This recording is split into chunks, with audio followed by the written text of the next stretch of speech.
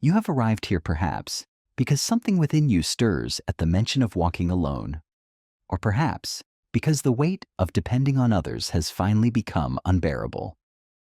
If you have found yourself drawn to these words, then know this: we do not gather to speak of mere solitude or antisocial tendencies.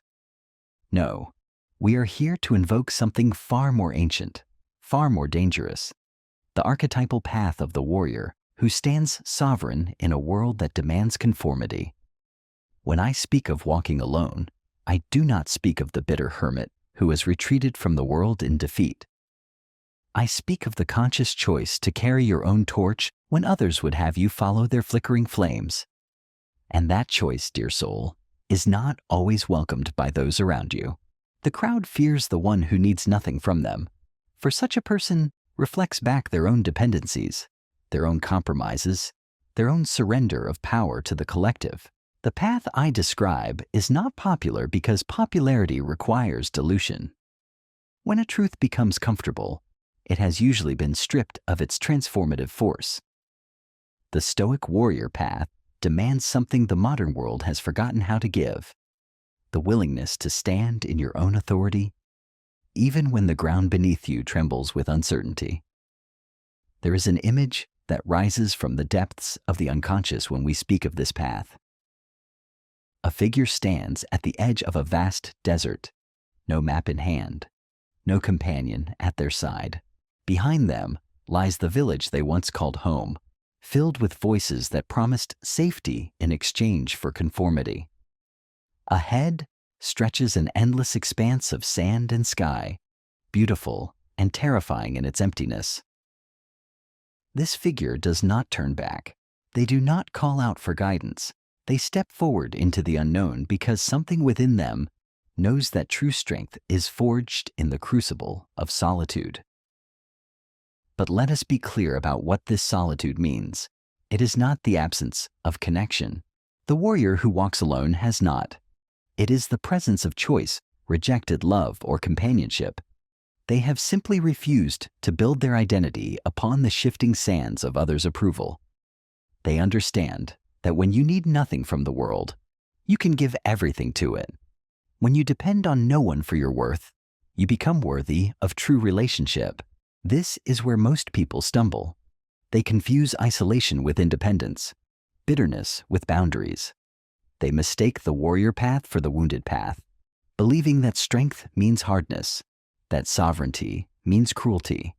But the true warrior knows that the greatest battles are fought within, against the voices that whisper, you are not enough, that you need their permission to exist, that your dreams are too bold for someone like you.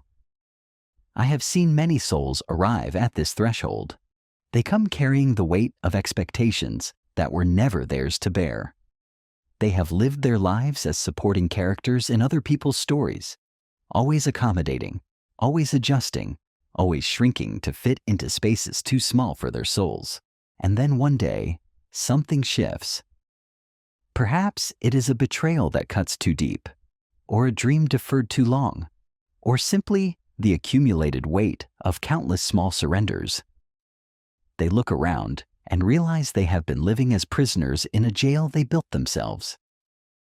The awakening is not gentle. It arrives like lightning splitting the darkness, illuminating everything you have been and everything you might become. Suddenly, the comfortable lies become unbearable. The safe choices feel like death. The familiar path stretches ahead like a grave already dug, and in that moment of terrible clarity, you understand that you must choose. Continue dying slowly in the company of others, or risk everything to live fully on your own terms. This is the first initiation of the warrior path. Not the decision to fight external enemies, but the courage to face the enemy within, the part of you that would rather belong than be authentic, that would rather be liked than be honest, that would rather be safe than be alive. This internal adversary is cunning. It does not arrive with fangs bared and claws extended. It comes wearing the mask of reason, whispering practical concerns about security and social acceptance. But the warrior sees through these disguises. They understand that every external battle is merely a reflection of an internal war already won or lost. The person who has conquered their need for approval cannot be controlled by the threat of disapproval. The soul who has made peace with solitude cannot be manipulated by the fear of abandonment. The one who has learned to walk alone moves through the world with a different quality of presence, not desperate or grasping, but centered and sovereign. Yet this path demands a price that many are unwilling to pay. It requires you to release your death grip on outcomes you cannot control. It asks you to stop performing for audiences that will never be satisfied. It demands that you cease the exhausting work of managing other people's emotions and expectations. Most terrifying of all, it insists that you take full responsibility for your own happiness, your own purpose, your own meaning. The crowd will not celebrate this transformation. They sense the shift in your energy, the new quality of your presence, and something within them recoils. Where once you were predictable, now you are mysterious. Where once you sought their validation, now you seem complete without it. Where once you needed them, now you simply choose them. This change threatens the unconscious contracts that bind most relationships, the unspoken agreements that we will need each other in specific ways, that we will remain small so others can feel large, that we will stay broken so others can play healer. But the warrior who has embraced their solitude no longer honors these contracts. They love without clinging, give without keeping score, engage without losing themselves. This quality of relating is so rare that it often provokes suspicion or even hostility. People may accuse you of being cold, selfish, or distant. They cannot understand that what they perceive as withdrawal is actually integration, the gathering of scattered parts of yourself that you had given away to purchase temporary belonging. In the mythology of many cultures, the hero must journey alone into the wilderness before they can return to serve their community. This archetypal pattern reveals a profound truth. You cannot give what you do not possess. You cannot lead others to freedom if you remain enslaved to their opinions. You cannot inspire courage if you are ruled by fear. You cannot embody authenticity if you are still performing for applause. The desert teaches lessons that cannot be learned in the company of others. In the vast silence, you discover what thoughts arise when no one is there to impress. In the solitude, you meet parts of yourself that only emerge when the social masks fall away. In the emptiness, you find a fullness that no external validation could ever provide. You learn to distinguish between the voice of your authentic self and the chorus of internalized others who have been directing your choices from the shadows. This process of separation is not permanent exile. It is temporary surgery. Like a broken bone that must be reset before it can heal properly, sometimes a soul must withdraw from unhealthy patterns of connection before it can engage in truly nourishing relationships.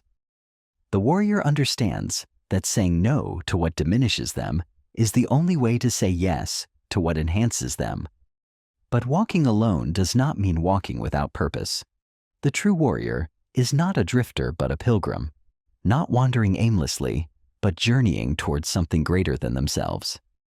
They carry within them a vision that burns too brightly to be dimmed by others' doubts. They move through the world, guided not by external approval, but by internal compass that points always toward their highest potential. This internal guidance system is refined in solitude, but expressed in action. The warrior who has learned to trust their own judgment makes decisions quickly and cleanly, unencumbered by the need to consult a committee of advisors. They act from a place of clarity rather than confusion, purpose rather than people-pleasing, principle rather than politics. Such decisiveness often appears ruthless to those who have never experienced the freedom of self-sovereignty. They mistake clarity for coldness, boundaries for cruelty. But the warrior knows that true compassion sometimes requires saying the hard truths that others are too afraid to speak. They understand that enabling weakness in the name of kindness is not love but betrayal. a betrayal of the other person's potential for growth and strength. The path reveals its deeper mysteries as the warrior ventures further into the territories of self-reliance. They begin to notice that the voice of doubt, which once roared like a lion, has quieted to a whisper. The need for constant validation, which once drove them like a merciless taskmaster, loosens its grip. The fear of being misunderstood, which once paralyzed their authentic expression, transforms into acceptance that being truly seen is rare and precious, precisely because it can't be forced. In this space of growing inner authority, the warrior encounters what I call the paradox of solitude. The more comfortable they become with their own company, the more attractive they become to others. The less they need external approval, the more respect they command. The more they honor their own boundaries, the more others learn to honor them as well. It is as if the universe itself responds to the energy of self-possession with opportunities and connections that were invisible when desperation clouded their vision. But this magnetism brings its own challenges. Those who have never learned to walk alone are drawn to the warrior's strength like moths to flame. They sense the solid ground of self-certainty and want to build their homes upon it. They mistake the warrior's peace for an invitation to dump their chaos. They confuse the warrior's wholeness with a willingness to fix their brokenness. And here, the warrior faces a new test, the temptation to abandon their hard-won solitude for the familiar role of rescuer. The unconscious has a peculiar way of presenting us with the same lessons in different costumes. Just when the warrior believes they have mastered the art of walking alone, life sends them relationships that challenge their resolve. A lover who promises completion, but demands compromise of essential truths. A friend who offers belonging, but expects betrayal of core values. A family member who provides comfort, but requires the warrior to remain small and manageable. These are not random encounters, but initiations disguised as relationships. Each presents the warrior with a choice: return to the old patterns of accommodation and self-abandonment, or maintain their sovereignty while navigating the complex terrain of human connection. The test is not whether they can love. Love flows naturally from a full heart, but whether they can love without losing themselves in the process. Here, the warrior discovers that walking alone was merely the first movement in a larger symphony. The second movement requires learning to walk alongside others without abandoning the path that led them to wholeness. This is perhaps the more difficult challenge, for it demands not the dramatic gesture of departure, but the subtle art of presence without possession, engagement without entanglement. The warrior learns to recognize the difference between connection that enhances and connection that diminishes. They develop what I call the sacred pause, a moment of internal consultation before saying yes to any request, invitation, or demand upon their energy. In this pause, they ask not, "What will others think if I refuse?" but, "What does my deepest truth require of me in this moment?" The answer that arises from this place of centered inquiry becomes their guide. This practice of sacred pausing creates space between stimulus and response, between what others want and what the warrior knows to be right. In this space, true choice becomes possible. No longer reactive, they become responsive. No longer driven by unconscious patterns, they act from conscious intention. No longer the victim of circumstance, they become the author of their experience. The transformation is not merely personal, but archetypal. The warrior who has learned to walk alone carries within them something that civilization desperately needs but rarely produces: a human being who cannot be bought, manipulated, or controlled because they have found their center in themselves rather than in the approval of others. Such individuals become natural leaders, not because they seek power over others, but because they have claimed power over themselves. Yet leadership from this centered place looks different than the domination and control that often masquerade as strength. The warrior who has walked through the desert of solitude emerges with a quality of presence that commands attention without demanding it, inspires respect without requiring it, influences others without manipulating them. They lead by example rather than by force, by embodiment rather than by rhetoric. This embodied leadership carries a particular quality of fearlessness, not the reckless bravado of the untested, but the quiet confidence of one who has faced their own darkness and emerged intact. They have stared into the abyss of their deepest fears and discovered that the abyss was not as deep as they imagined. They have walked through the valley of their own shadows and found that the shadows were not as dark as they believed. Having survived the encounter with their own demons, they no longer flee from the demons of others. This fearlessness becomes a gift to everyone they encounter. In their presence, others feel permission to be authentic because the warrior's acceptance of their own imperfections creates space for others to acknowledge theirs. Their refusal to wear masks gives others permission to remove their own disguises. Their willingness to speak truth creates an atmosphere where honesty becomes possible. But perhaps the greatest gift the warrior offers is the living proof that another way of being is possible. In a world of followers, they demonstrate independence. In a culture of victims, they embody responsibility. In an age of external seeking, they model inner authority. They become a reminder that strength is not something you find in others, but something you cultivate within yourself. That worth is not something you earn through performance, but something you claim through self-acceptance. The path continues to unfold, revealing ever deeper layers of what it means to walk alone while remaining connected to the larger web of existence. The warrior discovers that true solitude is not separation from life, but intimate communion with it. When the noise of others' opinions falls away, they can finally hear the whisper of their own soul. When the pressure to conform is released, their authentic nature emerges like a flower that has been waiting to bloom. This blooming attracts its own kind of attention, not the desperate hunger of those who want to consume the warrior's strength, but the recognition of fellow travelers who understand the value of self-sovereignty. The warrior begins to encounter others who have walked their own version of the path, who carry their own quality of centered presence. These meetings are rare and precious, marked not by neediness, but by mutual respect, not by dependency, but by chosen companionship. In such encounters, the warrior learns that walking alone does not mean walking without community. It means choosing community consciously, rather than accepting it unconsciously. It means building relationships from a place of fullness rather than emptiness, strength rather than weakness, choice rather than compulsion. The bonds formed from this centered place possess a different quality entirely, deeper because they are not desperate, stronger because they are not clinging, more lasting because they are not based on mutual limitation, but on mutual liberation.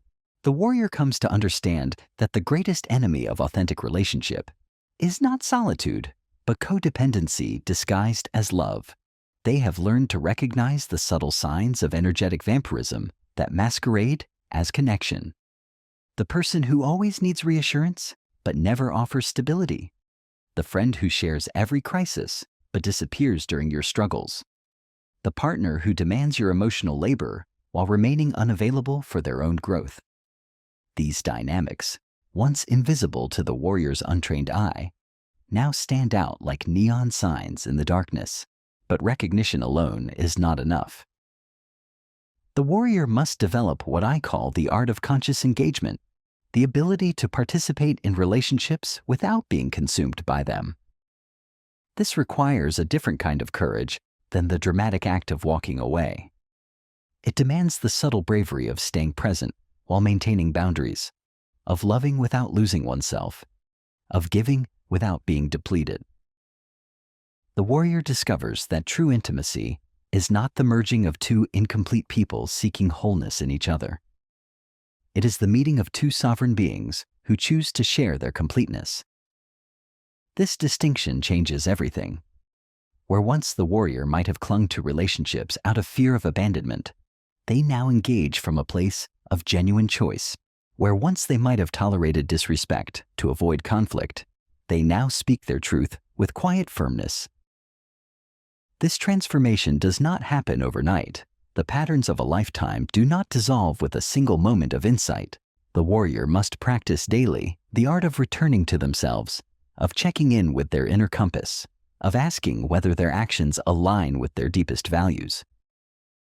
Each choice becomes an opportunity to either strengthen their sovereignty or surrender it to the expectations of others. In the quiet moments between external demands, the warrior continues to excavate layers of conditioning that run deeper than conscious memory. They uncover beliefs inherited from ancestors who never learned to walk alone. Fears passed down through generations of souls who confused safety with submission. The work is archaeological, requiring patience and precision as they separate their authentic desires from the voices of duty, obligation, and inherited trauma. Sometimes the warrior encounters what feels like resistance from the universe itself. Doors that once opened easily now seem locked. Relationships that once flowed smoothly now encounter friction. Opportunities that once appeared abundant now seem scarce. But the warrior who has learned to trust their inner guidance understands that this resistance is not punishment, but protection. Life itself conspires to ensure that their commitment to authenticity is genuine, not merely convenient.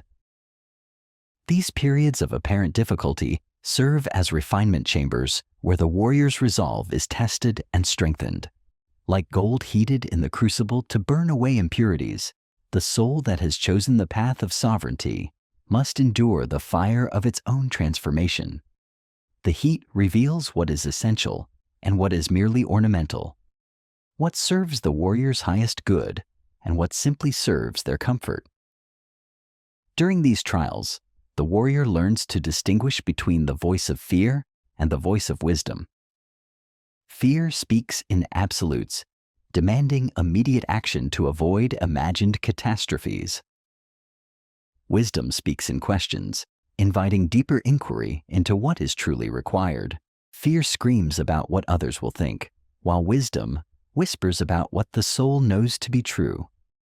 The warrior becomes fluent in these different languages, able to hear each voice clearly and choose consciously which one to follow. The path reveals another paradox. As the warrior becomes more comfortable with their own company, they become more discerning about the company they keep. They no longer accept invitations out of politeness or maintain relationships out of habit. Every interaction becomes a conscious choice, every commitment a deliberate investment of precious energy. This selectivity is not snobbery but stewardship, the careful tending of inner resources that were once scattered carelessly among anyone who demanded them. This discernment extends beyond personal relationships to encompass every aspect of the warrior's existence. They become selective about the media they consume, recognizing how external noise can drown out internal wisdom. They choose their environment carefully, understanding that surroundings shape consciousness as surely as consciousness shapes surroundings. They curate their thoughts with the same attention they once gave to curating their image for others. The warrior begins to notice synchronicities that would have been invisible to their former scattered self. When attention is no longer fragmented among competing demands for approval, patterns emerge that reveal the deeper intelligence operating in their life. Chance encounters that lead to meaningful opportunities. Books that appear at precisely the moment their wisdom is needed. Conversations that provide exactly the insight required for the next step on the path. These synchronicities are not magic, but mathematics, the natural result of a consciousness that has become coherent rather than chaotic, focused rather than fragmented. When the warrior's energy is no longer leaking through the cracks of people-pleasing and self-doubt, it becomes concentrated enough to attract circumstances that match their authentic frequency. Like attracts like, but only when like knows what it actually is. The warrior learns to read these signs, not as promises of easy outcomes, but as confirmations that they are aligned with their deepest truth. The path of sovereignty does not guarantee external success by conventional measures. It offers something far more valuable, the unshakable knowledge that one's life is being lived authentically, regardless of who approves or disapproves. This knowledge becomes a source of strength that external circumstances cannot diminish. The warrior who has found their center in themselves, rather than in achievements, possessions, or relationships, discovers a stability that weathers every storm. They may face loss, failure, or rejection, but these experiences cannot touch the core of who they are, because that core has been forged in the fire of self-acceptance. Yet the warrior does not become indifferent to outcomes. They care deeply about their work, their relationships, their contribution to the world. But they care from a place of engagement rather than attachment, investment rather than desperation. They give their best effort to everything they undertake, but they do not depend on specific results for their sense of worth or purpose. This detachment from outcomes paradoxically increases the warrior's effectiveness in achieving them, free from the paralysis of perfectionism and the distraction of anxiety about results. They can act with clarity and decisiveness. They take calculated risks because they no longer fear failure as a reflection of their fundamental inadequacy. They speak difficult truths because they no longer need everyone to like them. They pursue ambitious goals because they no longer require guaranteed success to justify the attempt. The warrior discovers that courage is not the absence of fear, but the willingness to act in spite of it. Having faced their deepest terrors in solitude and survived, they understand that fear is information rather than instruction. It alerts them to potential dangers without dictating their response. They can feel afraid and move forward anyway, uncertain and decide nonetheless, vulnerable and speak their truth regardless. This relationship with fear transforms the warrior's relationship with all difficult emotions. Anger becomes a signal that boundaries have been crossed rather than evidence of personal failure. Sadness becomes a natural response to loss rather than proof of weakness. Anxiety becomes data about situations that require attention rather than a permanent state of being. The warrior learns to experience these emotions fully without being controlled by them, to let them move through their system without taking up permanent residence. The practice of walking alone has taught the warrior that they can survive anything life presents because they have survived the most challenging opponent of all, their own unexamined mind. They have faced the committee of internal critics and learned to distinguish between voices that serve their growth and those that merely serve their familiar suffering. They have confronted their deepest shame and discovered it was built on lies they had never thought to question. This internal victory becomes the foundation for all external engagements. The warrior who has conquered their need for approval cannot be controlled by the threat of criticism. The soul who has made peace with uncertainty cannot be paralyzed by the unknown. The person who has learned to be alone cannot be manipulated by the fear of abandonment. But perhaps, most importantly, the warrior who has walked through their own darkness can serve as a guide for others who are still lost in theirs. Not as a rescuer who carries others across the desert, but as a lighthouse that shows the way while remaining firmly rooted in its own foundation. They illuminate possibilities without forcing choices, inspire transformation without demanding it, offer wisdom without insisting it be accepted. The warrior understands that each soul must walk their own version of the path alone. They cannot spare others the difficulty of the journey any more than others could spare them. But they can stand as living proof that the desert can be crossed, that solitude can be transformed into sovereignty, that walking alone can lead not to isolation, but to the deepest possible connection with life itself. As the path continues to unfold, the warrior realizes that what began as a desperate escape from the prison of others' expectations has become a joyful exploration of their own infinite possibilities. The question is no longer, how can I get others to accept me? But, what wants to emerge through me today? The focus has shifted from external validation to internal creation, from receiving approval to giving gifts that only they can offer. This shift marks the beginning of what might be called the warrior's true work, not the preliminary task of establishing sovereignty, but the ongoing adventure of expressing it creatively in the world. Having learned to walk alone, they now face the exhilarating challenge of discovering what unique contribution their solitary journey has prepared them to make. The desert crossing was not the destination, but the preparation for whatever lies beyond the horizon of their current understanding. The warrior who has traversed the wasteland of their own making discovers that solitude was never the end goal. It was the crucible. In the silence between heartbeats, between thoughts, between the desperate grasping for external meaning, something else begins to stir. Not the familiar voice of doubt or the chorus of inherited expectations, but a deeper intelligence that speaks in whispers and moves in shadows. This is the voice that has been waiting beneath the noise, patient as stone, certain as sunrise. But do not mistake this emergence for gentle awakening. The true self does not arrive with fanfare or comfortable revelation. It rises like a beast from the depths, carrying with it the scent of everything you have tried to bury. The warrior who thought they had conquered their demons through isolation discovers that isolation was merely the arena where the real battle could finally begin. For in the echo chamber of solitude, every unhealed wound speaks louder. Every unlived dream demands attention. Every abandoned part of the self returns to claim its rightful place. This is where many who fancy themselves warriors retreat back to the familiar prison of external validation. They taste the rawness of their own authentic nature and find it too sharp, too wild, too uncontainable for the civilized world they must navigate. They convince themselves that the glimpse they caught was madness rather than truth, that the fire they felt was destruction rather than purification. And so, they returned to the comfortable numbness of living for others' approval, telling themselves they were being practical, responsible, mature.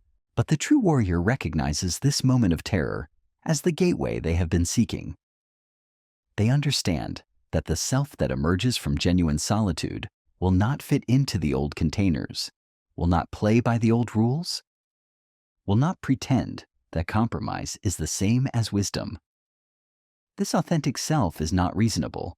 It is real. It does not seek permission. It claims its birthright. It does not apologize for its existence. It celebrates its emergence. I have witnessed souls at this threshold many times. They come to me with eyes that have seen too much to go back to sleep, carrying dreams that burn too brightly to be dimmed by others' limitations. They speak of feeling like strangers in their own lives, like actors who have forgotten they were performing until the mask became their face. They describe a restlessness that no external achievement can satisfy, a hunger that no relationship can feed, a knowing that whispers they were born for something greater than the small satisfactions society offers as rewards for compliance. These are the symptoms of authentic self-emergence. The old identity, built from others' expectations and defended by constant performance, begins to crack under the pressure of the true self's expansion. Like a snake shedding its skin or a butterfly dissolving in the cocoon, the warrior experiences a kind of death that is actually birth, a kind of ending that is truly beginning. But this emergence demands sacrifice, not the dramatic sacrifice of martyrdom that the ego loves to perform, but the quiet, daily sacrifice of comfort for truth. The warrior must release their attachment to being understood by those who have never made their own journey into solitude. They must surrender their need to justify their choices to minds that have never questioned the safety of conformity. They must let go of the exhausting work of translating their expanding consciousness into language that makes the unconscious comfortable. This process of release is not cruel abandonment, but necessary differentiation. The warrior learns to distinguish between connection that enhances their authenticity and connection that diminishes it. They develop what I call the sacred discrimination, the ability to sense immediately whether an interaction, invitation, or opportunity serves their highest unfolding, or merely feeds the familiar patterns of self-betrayal. Sacred discrimination is not judgment in the petty sense of superiority or disdain. It is the refined sensitivity of one who has learned to protect what is most precious within them. Like a master gardener who knows which plants will flourish together and which will compete for the same nutrients, the warrior learns to cultivate relationships and environments that support their continued growth rather than demand their continued diminishment. This discrimination extends to the realm of thought itself. The warrior becomes aware of the subtle ways consciousness can be hijacked by inherited beliefs, cultural programming, and unconscious agreements with limitation. They notice when their thinking falls into familiar grooves worn deep by repetition, when their dreams shrink to fit others' expectations, when their vision narrows to accommodate others' fears. In these moments of recognition, the warrior practices what I call conscious interruption, the deliberate disruption of unconscious patterns through the insertion of authentic choice. They pause between stimulus and response, between what others expect and what their truth demands, between the path of least resistance and the path of greatest integrity. In this pause, possibilities emerge that were invisible when consciousness moved automatically along predetermined tracks. The warrior discovers that consciousness itself is a territory to be explored and defended, not a passive receiver of whatever influences happen to be strongest in the environment. They learn to guard the gates of their awareness with the same vigilance they once reserved for protecting their physical possessions. They understand that what they allow into their mental and emotional space shapes not only their experience, but their very identity. This guardianship of consciousness requires a different kind of courage than the dramatic gesture of walking away from toxic relationships. It demands the subtle bravery of maintaining inner authority in a world designed to erode it, of preserving authentic vision in an environment that profits from distraction, of nurturing original thought in a culture that rewards conformity. The warrior begins to notice how often they had unconsciously absorbed others' definitions of success, happiness, love, and meaning. Like a fish becoming aware of water, they start to see the invisible currents of assumption and expectation that had been shaping their choices without their knowledge.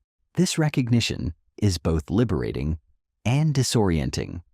Liberating because it reveals that what they thought were their own limitations were often simply adopted beliefs. Disorienting because it calls into question everything they thought they knew about themselves and their world. But disorientation is not destruction. It is opportunity. The warrior who has lost their familiar landmarks has also gained the freedom to create new ones.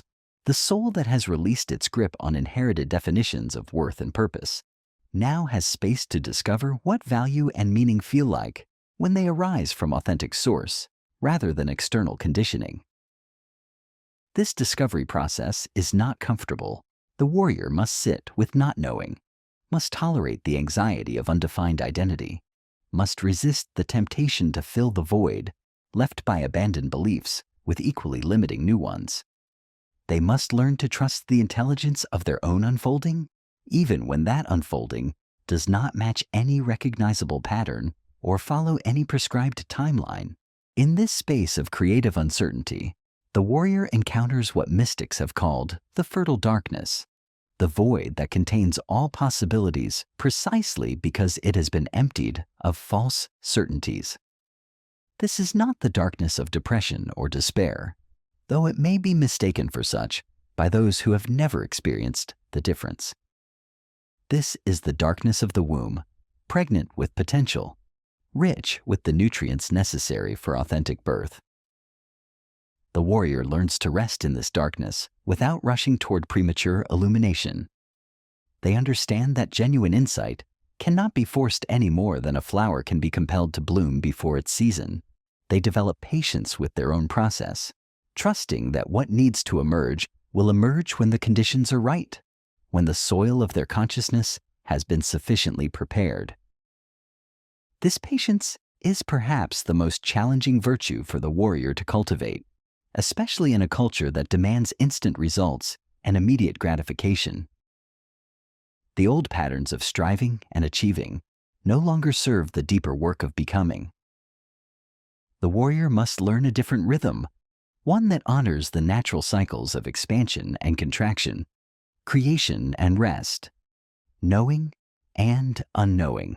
During periods of unknowing, the warrior practices what I call active receptivity, remaining open to guidance while taking responsibility for their own choices, listening for truth while maintaining discrimination, surrendering control while preserving agency.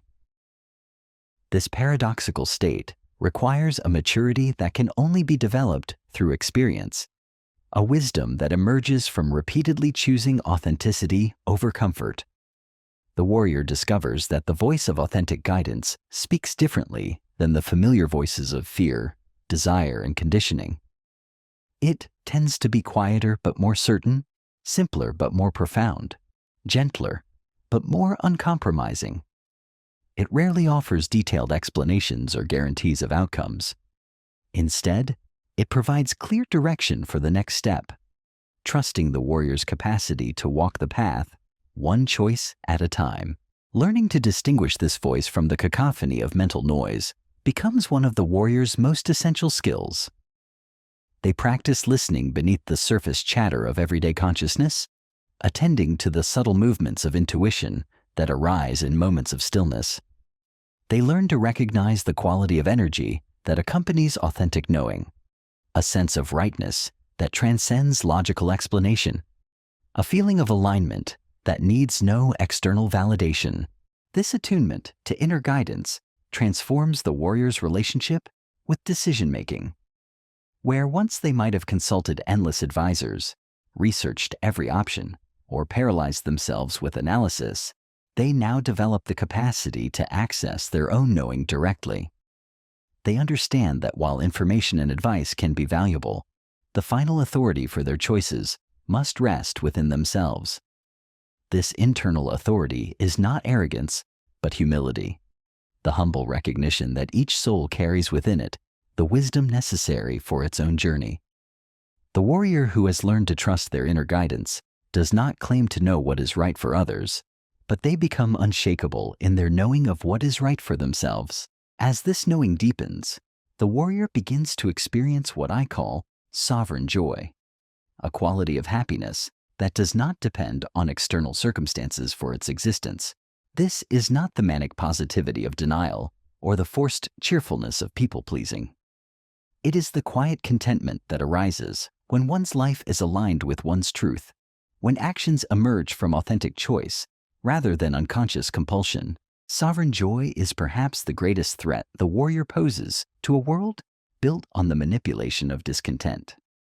When someone discovers that happiness is an inside job, they become immune to the promises and threats that keep others trapped in cycles of consumption and compliance. They no longer need to purchase products to feel worthy, achieve status to feel valuable, or win approval to feel lovable. This immunity to external manipulation makes the warrior dangerous to systems that profit from human insecurity. They cannot be sold solutions to problems they do not have, convinced to want things they do not need, or frightened into surrendering freedoms they have fought to claim. Their contentment is not complacency. It is the stable foundation from which authentic action can arise. But sovereign joy is not a permanent state to be achieved once and maintained forever. Like all aspects of the warrior path, it must be cultivated daily through conscious choice and deliberate practice. The warrior learns to recognize the subtle ways joy can be eroded by unconscious habits of thought and behavior, the gradual compromises that can lead back to the familiar prison of external dependency. They develop what I call joy vigilance, the practice of regularly checking in with their inner state, noticing when their natural contentment has been clouded by comparison, competition, or the absorption of others' dissatisfaction. When they recognize these intrusions, they do not judge themselves harshly, but simply return to the practices that restore their connection to their authentic source of happiness. These practices are as individual as the warriors who develop them. Some find their joy renewed in solitude and silence, others in creative expression or physical movement. Some reconnect through communion with nature, others through service to causes greater than themselves. The specific form matters less than the underlying principle, the regular return to activities and environments that nourish the soul rather than drain it. The warrior discovers that joy is not frivolous but fundamental, not a luxury to be enjoyed when all work is done, but the energy source that makes meaningful work possible. When they operate from a foundation of sovereign joy, their actions carry a different quality. They create rather than merely react, inspire rather than simply inform, heal rather than just fix. This transformation in the quality of their presence affects everyone they encounter, though not always in ways that are immediately recognizable or comfortable. Some people feel inspired by the warrior's example of authentic living and begin their own journey toward sovereignty. Others feel threatened by the warrior's refusal to participate in familiar patterns of mutual limitation and may respond with criticism, rejection, or attempts to pull them back into old dynamics. The warrior learns to navigate these varied responses with equanimity, understanding that their transformation inevitably creates ripples in the pond of their relationships and community. They do not take others' discomfort with their growth personally, nor do they dim their light to make others more comfortable. They simply continue walking their path, trusting that those who are meant to join them will recognize the invitation, while those who are not ready will find their own way in their own time. This trust in the unfolding of others' journeys is perhaps one of the most difficult aspects of the warrior path to master. The temptation to rescue, fix, or force others to see what the warrior has seen can be overwhelming, especially when witnessing loved ones trapped in patterns of suffering that seem so obviously unnecessary. But the warrior who has truly walked alone understands that each soul must make its own choices, even when those choices lead through unnecessary pain. The warrior's role is not to save others, but to embody the possibility of freedom so completely that those who are ready to claim their own sovereignty can see what it looks like in practice.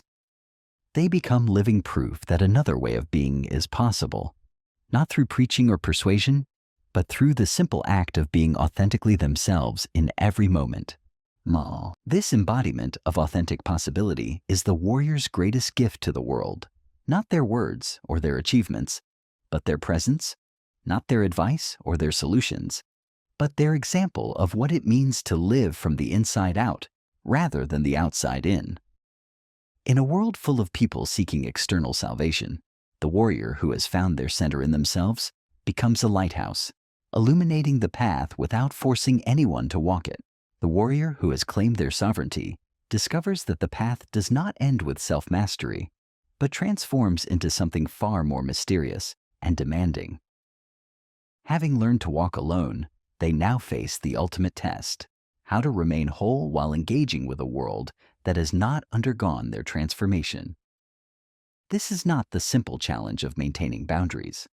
It is the complex art of being fully present without being consumed, of caring deeply without being controlled by outcomes, of loving without losing oneself in the process. Here the warrior encounters what I call the paradox of engagement. The very qualities that were forged in solitude, independence, self-reliance, inner authority, must now be expressed in relationship without becoming weapons of isolation. The sword that was sharpened in the desert of self-discovery must be sheathed in wisdom when entering the marketplace of human interaction. Too much force, and the warrior becomes a tyrant. Too little, and they become a victim once more. I have observed many warriors falter at this threshold. They mistake their hard-won sovereignty for superiority, their clarity for coldness, their boundaries for barriers. They begin to use their transformation as a badge of honor rather than a tool for service. They speak of their journey with the unconscious arrogance of those who have forgotten that awakening is not achievement, but responsibility. Such warriors have gained the world of self-mastery, but lost their soul in the process. The true warrior recognizes this temptation and navigates it with the same ruthless honesty that carried them through their darkest hours. They understand that spiritual pride is perhaps more dangerous than spiritual unconsciousness because it wears the mask of wisdom while serving the ego's endless hunger for superiority. They remain vigilant against the subtle ways their transformation can become another form of performance, their authenticity another kind of armor. But there is another, more insidious danger that awaits the warrior who has tasted freedom: the temptation to become a teacher before they have fully become a student of their own unfolding. The clarity that comes from walking alone can create the illusion that the journey is complete, that the insights gained in solitude are universal truths rather than personal discoveries. The warrior may find themselves surrounded by others who seek their guidance, who project upon them the very authority they once projected onto others. This projection of spiritual authority is seductive precisely because it mirrors the warrior's genuine transformation. They have indeed found something precious, a way of being that transcends the conventional prison of external validation. But the moment they begin to identify with being the one who has found it, they risk losing what they found. The ego, ever cunning, can co-opt even the most authentic spiritual realization and turn it into another form of specialness.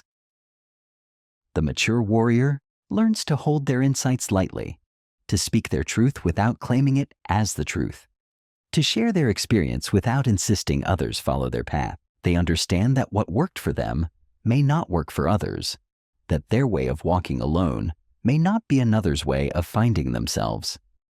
This humility is not self-deprecation, but wisdom, the recognition that truth has as many faces as there are souls to perceive it. In this space of humble authority, the warrior discovers what I call the art of invisible influence. Rather than proclaiming their transformation from the mountaintops, they embody it in the valleys of everyday interaction. Their presence speaks louder than their words. Their example teaches more than their explanations. They become what they once sought, a person so aligned with their truth that others are inspired to find their own. But this influence is not wielded as power over others. It emerges as power with others. The warrior who has learned to walk alone, paradoxically, becomes capable of true collaboration. Having found their center, they can engage with others without losing themselves. Having claimed their authority, they can respect the authority of others. Having faced their own darkness, they can witness others' shadows without judgment or the compulsive need to fix. This quality of presence is rare in a world where most interactions are negotiations between competing egos, where relationships often devolve into subtle forms of mutual manipulation. The warrior brings something different to every encounter: the stability of someone who needs nothing from you, but chooses to engage with you. This choice, made freely rather than from desperation, creates space for authentic connection to emerge. Yet even this refined way of being carries its shadows. The warrior may find themselves becoming a repository for others' projections, a blank screen onto which people cast their hopes, fears, and fantasies. Some will see them as a savior, others as a threat. Some will idealize their journey, others will minimize it. The warrior learns to neither absorb these projections nor deflect them with anger, but to let them pass through their field of awareness like clouds through an empty sky. This practice of non-absorption becomes one of the warrior's most essential skills. They learn to feel deeply without taking on others' emotions, to care genuinely without carrying others' burdens, to be present without being possessed by the energy of those around them. This is not detachment in the cold sense of withdrawal, but what mystics have called engaged detachment, full participation without unconscious merger. The warrior develops what I call energetic sovereignty, the ability to maintain their inner climate regardless of the weather in others' emotional worlds. They can sit with someone in their darkest hour without being pulled into darkness. They can witness rage without becoming reactive, despair without becoming depressed, chaos without becoming confused. This stability becomes a gift to everyone they encounter, a reminder that it is possible to remain centered even in the storm. But energetic sovereignty is not a permanent achievement. It is a daily practice. The warrior must constantly tend to their inner fire, protecting it from the winds of circumstance and the dampening effects of unconscious interaction. They develop rituals and rhythms that restore their connection to their authentic source, practices that cleanse them of the psychic residue that accumulates from living in the world.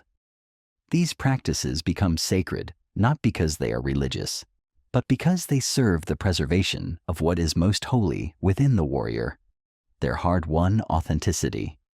Like a temple that must be regularly cleaned and consecrated, the warrior's consciousness requires deliberate maintenance. Without this care, even the most awakened being can slowly drift back toward unconsciousness, their clarity clouded by the accumulated debris of unexamined interactions. The warrior learns to recognize the early warning signs of this drift, the subtle fatigue that comes from giving more energy than they have to spare, the gradual dulling of their inner knowing, the creeping return of old patterns of people-pleasing or conflict avoidance. When they notice these signs, they do not judge themselves harshly, but simply return to the practices that restore their clarity, the disciplines that reconnect them to their source. This self-care is not selfish but essential. The warrior understands that they cannot give what they do not possess, cannot guide others to freedom if they themselves are lost, cannot inspire authenticity while living inauthentically. Their commitment to their own well-being becomes a service to everyone whose life they touch, a gift to the collective consciousness that hungers for examples of integrated living. As the warrior's practice deepens, they begin to perceive the interconnected nature of all existence without losing their individual sovereignty. They see how their personal transformation ripples outward, affecting not only those they encounter directly, but the entire web of relationships that extends from their presence. They understand that walking alone was never about separation, but about finding their unique place in the larger tapestry of life. This recognition brings with it a profound sense of responsibility. The warrior realizes that their choices matter not only for their own life, but for the lives of countless others who are touched by their energy, influenced by their example, affected by the quality of consciousness they bring to every interaction. This responsibility is not a burden, but a calling, an invitation to live with such integrity that their very existence becomes a blessing to the world. The warrior discovers that the ultimate expression of sovereignty is not the ability to do whatever they want, but the wisdom to want only what serves the highest good. Their desires become refined through the fire of self-knowledge, their ambitions purified by the recognition of their place in the larger whole. They no longer seek success for its own sake, but for the opportunity it provides to express their unique gifts in service to something greater than themselves. This alignment between personal will and universal purpose creates a quality of effortless action that appears magical to those who have not made the journey from ego to authenticity. The warrior moves through the world with a grace that comes not from perfection, but from integration, not from having all the answers, but from being comfortable with the questions, not from being invulnerable, but from being courageously vulnerable. They speak truth without cruelty, maintain boundaries without building walls, pursue excellence without perfectionism. Their presence invites others into their own authenticity, not through pressure or persuasion, but through the simple demonstration that such a way of being is possible. They become what the world desperately needs, all but rarely produces, a human being who has remembered how to be fully human. Yet the warrior's journey is far from over. Each level of integration reveals new depths to explore, new shadows to illuminate, new aspects of themselves to embrace. The path of sovereignty is not a destination, but a direction, not a state to achieve, but a way to travel.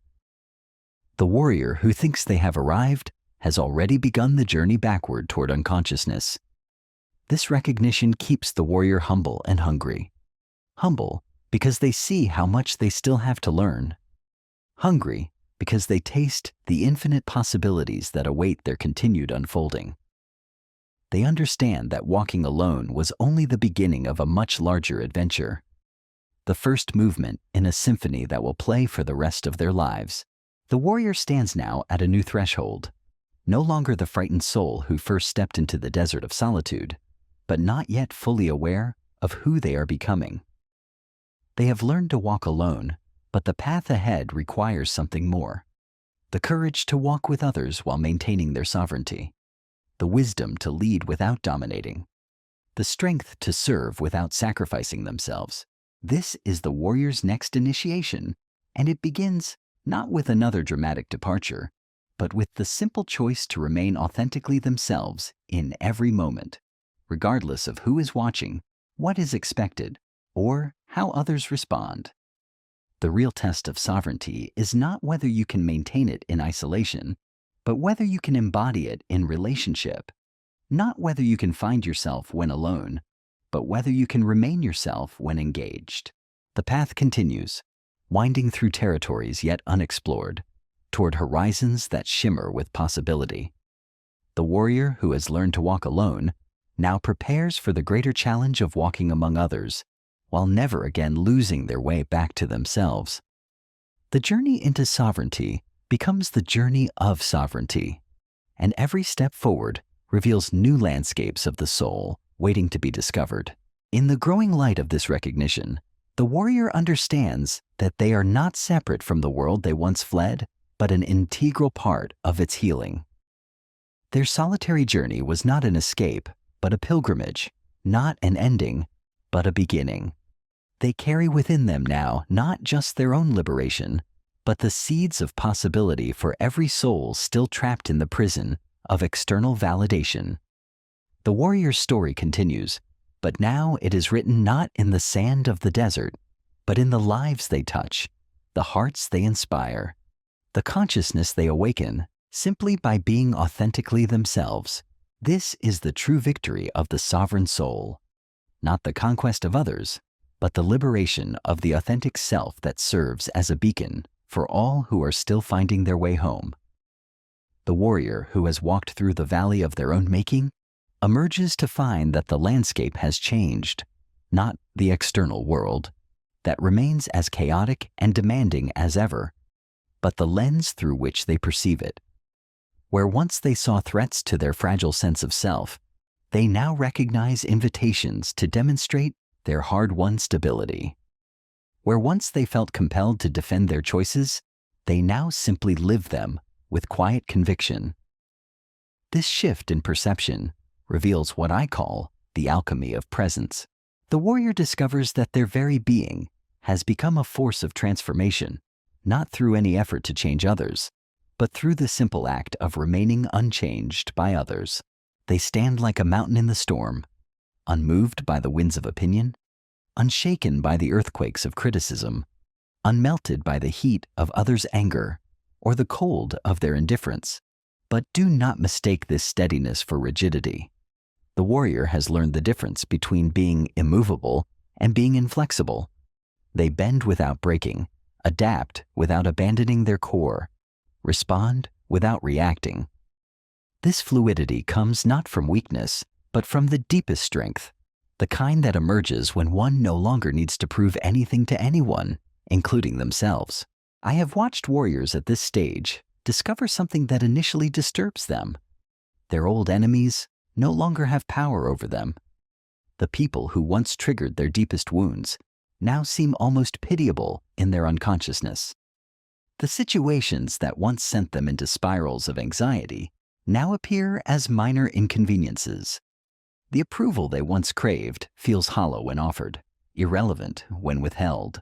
This realization can be disorienting. The warrior may wonder who they are if not the person who struggles against these familiar adversaries. They may feel strangely empty without the drama that once defined their days, oddly purposeless without the battles that once consumed their energy. This is the peculiar grief of growth, mourning not what was lost, but what no longer serves. not what was taken, but what was outgrown. The warrior must learn to sit with this emptiness without rushing to fill it with new forms of the old patterns. They must resist the temptation to create artificial conflicts, to feel alive again, to seek out toxic relationships, to have something to overcome, to manufacture problems to solve so they can feel useful. This is the test of authentic transformation. Can you be at peace with peace? Can you be content with contentment? In this space of unfamiliar calm, the warrior begins to hear whispers they had never noticed before. Not the voices of doubt and fear that once dominated their inner landscape, but subtler communications from the deeper layers of their being. Dreams become more vivid and meaningful. Intuitions arise with startling clarity. Synchronicities multiply until they can no longer be dismissed as coincidence. The warrior realizes they are being called to something beyond personal sovereignty, something that transcends the individual journey they have been walking. The skills they developed in solitude, discernment, presence, authentic power, were not meant to be hoarded, but shared, not through teaching or preaching, but through embodiment so complete that others cannot help but notice the difference. This recognition brings with it a profound responsibility. The warrior understands that they have become a carrier of something precious and rare in the modern world, the living proof that human beings can be free. Not free from challenges or difficulties, but free from the unconscious patterns that turn challenges into suffering, difficulties into desperation. Yet this calling to serve something greater than themselves does not diminish their hard-won independence. Instead, it elevates it. The warrior discovers that true service flows naturally from authentic sovereignty, that the greatest gift they can offer the world is their own wholeness. They become what I call a sovereign servant, one who serves from fullness rather than emptiness, choice rather than compulsion, love rather than duty. The warrior begins to attract others who sense this quality of integrated being, even if they cannot name what they are sensing. These are not the energy vampires who once drained their vitality, but fellow travelers who recognize a kindred spirit. Conversations deepen beyond small talk and social performance. Relationships form based on mutual recognition rather than mutual need. But even these healthier connections require careful navigation. The warrior must remain vigilant against the subtle ways their authenticity can be commodified, their presence consumed, their example turned into expectation. They learn to give generously without giving themselves away, to be available without being accessible to every demand, to shine their light without becoming a lighthouse that others expect to guide them home. This balance between service and self-preservation becomes an art form that the warrior must practice daily. They develop what I call sacred availability, being present when presence is needed, absent when absence serves better, engaged when engagement is authentic, withdrawn when withdrawal is wise. This is not manipulation, but mature discernment, not game playing, but genuine responsiveness to what each moment requires. The warrior discovers that their influence spreads in ways they never anticipated. A conversation at a coffee shop plants a seed in a stranger's mind. A moment of authentic response in a difficult situation gives someone permission to be real. A refusal to participate in gossip or negativity creates space for more conscious dialogue. These small acts of sovereignty ripple outward in ways the warrior may never fully know. Sometimes the warrior encounters their former self reflected in others. The desperate seeking, the frantic people-pleasing, the exhausting performance of being someone else's idea of acceptable. Instead of judgment or the urge to rescue, the warrior feels compassion for the struggle they remember so well. They may offer a word of encouragement, a moment of genuine seeing, or simply the gift of their non-judgmental presence. But the warrior has learned not to take responsibility for others' journeys. They understand that each soul must walk its own path to freedom, must face its own dragons, must discover its own strength. The warrior's role is not to spare others the difficulty of growth, but to demonstrate that the difficulty is worthwhile. that the desert can be crossed, that walking alone can lead to profound connection with life itself. As the warrior's presence becomes more refined, they notice that they no longer need to speak about their transformation to communicate it. Their energy precedes their words. Their peace speaks louder than their explanations. Their groundedness becomes a stabilizing force in any environment they enter. They become what mystics have called a beneficial presence, someone whose very existence is a gift to the world. And so, dear warrior, you stand at the threshold of your own becoming. The path stretches behind you like footprints in sand, each step a choice between the familiar prison and the terrifying freedom that awaits those brave enough to walk alone. You now carry the keys to your own sovereignty, the compass of your own truth.